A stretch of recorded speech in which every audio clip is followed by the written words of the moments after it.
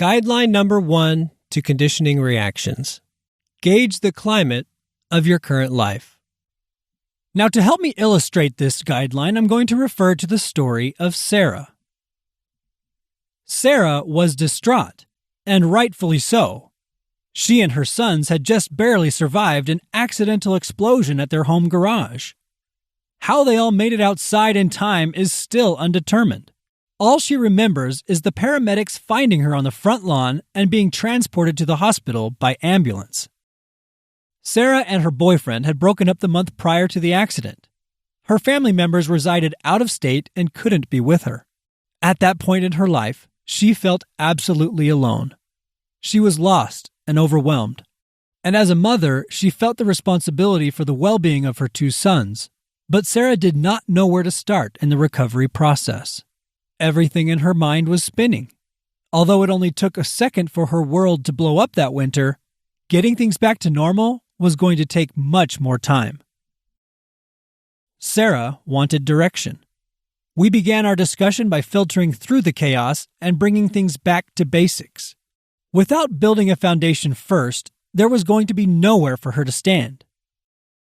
And the same is for any of us. We all need a foundation on which to start our own recovery. To begin building a foundation for yourself, imagine the following scenario. Imagine the sensation of entering your vacant house after a long period of being away. This house of yours has been subject to adverse weather conditions and without regular maintenance. No one has stepped foot inside since your departure long ago. Upon entering, you immediately notice how stale and hot it is. There is an odd, musty smell in the air. Dust and spiderwebs have accumulated everywhere and are even hanging from the ceiling. The clock is no longer ticking. Inquisitively, you check the electrical breakers and examine each room. As you go about, you turn on the lights and faucets to see if they still work and look for any valuable items out of place. In conclusion, you determine the house is in shambles and well overdue for some attention and repairs.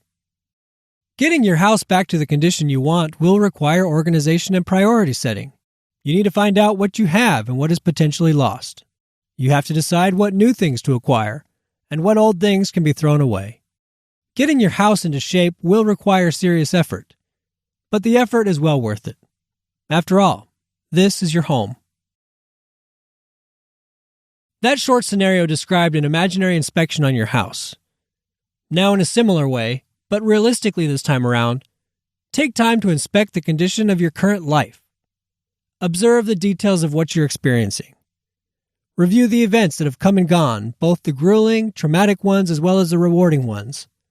Notice how your body and state of mind have changed over time. Beyond the physical scars, what else is different about you? Make note of everything around you that is impacting your emotions and pushing your situation to be out of balance. All right, so time out. We're here on page 31 and just about to start the middle paragraph on the page titled Performing a Life Inspection. And in just a few minutes, we'll be doing that little exercise together. But before we do, I think it's necessary to stop and explain a few things about what we just read. We can't afford to just skim over this stuff, folks. It will not work if you do. So if you recall, I just narrated 2 different scenarios. First, there was Sarah's story, a real story about a fire that occurred in her home garage and her great predicament. At the time when that story took place, Sarah had absolutely no idea how she was going to move forward in life. Now, I realize that your story and Sarah's are probably completely different. They might not have anything in common whatsoever, or maybe they do. Honestly, regarding the chain of events, as you can tell, my own story is different. But I use this scenario here because it is the perfect anecdote portraying somebody who's just getting started on their journey through a traumatic experience, and it portrays the emotions that somebody's going through at that point in time. I mean, think. What was she feeling at the time? Do you remember some of the emotions that she was having? She was lost. She was perplexed. She was worried. She was fearful. She was eager to move on to the next chapter. She was overwhelmed. She was deeply hurt. She was angry. All of these are correct, and of course, the list can go on. Now, my question to you is there at least one of those emotions that you have also felt or that you are feeling even right now in your life. I know I have. The message here is that no matter our background, no matter our stories, or how different they are from one another, there are things you and I have in common. The next scenario that I read was an imaginary situation. You were asked to imagine coming home to a vacant, run-down house and point out the various things that were out of place and that were broken. The purpose of that scenario was to illustrate that getting a life back in order to full recovery does not and cannot come with a quick fix. No, it will not. You see, there are various steps to restoring a house like that. There are also various steps to restoring a life after experiencing some wear and tear. There is a process involved. It requires work and effort. It requires persistence. It requires patience and organization. More importantly, it requires the desire to reach clearly defined goals. So what we're going to do now is a little activity to define what those goals are. All of that starts right here on page 31. Performing a life inspection. Like the house, your situation has been unfavorable for some time. You are scarred or otherwise disfigured, and because of that, by now things have broken. Other things are lost. Ask yourself if all your lights are turning on. How is the plumbing? Is your body functioning the way it should? Are your spirits up? Do you have any confidence with your appearance at all? How are your relationships? Overall, are you happy? Are you headed towards the future that you want? Has trash piled up so high that you need a fresh start altogether? For some people, like in Sarah's case, the house called life has in essence burned down in its entirety. For others, only a few things need tidied up. Think of this life inspection as introspection, where you take steps back and look within yourself to examine your current place and state. Everyone thinks about how things are going from time to time, but it's usually only a mental process that lasts a few minutes. This time, write down what you find so that we can use the information later on. Document what you find. Record your life inspection so that you can prioritize needed repairs and upgrades. The following steps will help in the process. 1. Count your blessings first and hold on to them. Don't take for granted the parts of life that are in good condition. 2. Record the things that need to be recovered or that can be replaced.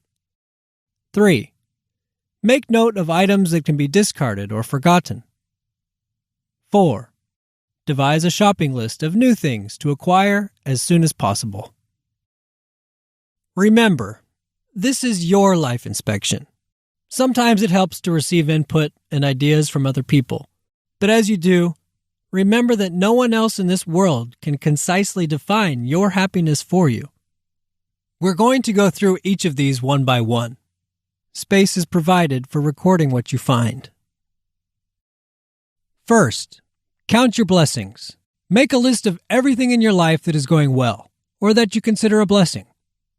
These are current things in your life that you want to maintain. Don't just think about them.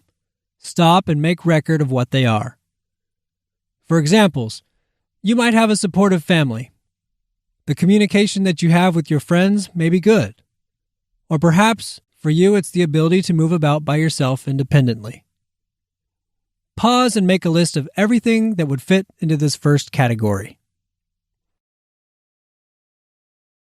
Second, what things in your life need to be recovered? Make a list of everything that you've lost and want to get back. List everything that you've stopped doing and would like to start doing again. Keep in mind that these need to be realistic, okay? There are a lot of things that you can recover. For examples, maybe it's time to mend old relationships. Or maybe you want to recover a physical ability like walking, writing, or dancing. Perhaps you need to get back to school or back to work. Pause and make a list of those things that you can realistically recover. Third, what things in your life can be replaced? Now this one is a little bit different than the last. Think about what things have gone away that simply cannot return. What can you fit into the spaces they left behind? Or what do you currently have that you don't value very much and can swap out for something new or something better? Don't be afraid to replace anything that's of little worth. You want to fill your life and surround yourself with the best things possible. For examples, bad relationships can be replaced. Hobbies and talents can be exchanged for others. Houses, cars, and material goods can also be replaced. Pause and fill in that group. Fourth, what things can be discarded or forgotten? Look around your current setting and environment. What is lingering that could be considered garbage? Don't hold on to things or even people that are causing you harm or that are an unnecessary burden, such as worthless expenses, old habits, and hurtful people. The fifth category is the last. What do you need to acquire as soon as possible? I call this group augmentation. It means expansion and growth. What can you bring into your life or add that would improve your situation and environment? For examples, mentoring or therapy can be healthy ways to streamline emotional recovery. Legal guidance, employment, and further education are other things that you can possibly acquire to augment and enhance your life. It's completely up to you. Pause and get them recorded. Awesome. Once you're done, congratulations. You've built a substantial list of personal goals. At this point, you should have completed a thorough inspection on your current life. You have taken detailed notes describing what you have found and are now ready to go on to the next step. And don't hesitate. Having this list built is, like I said, awesome. Holding it in front of you is great, but don't stop there.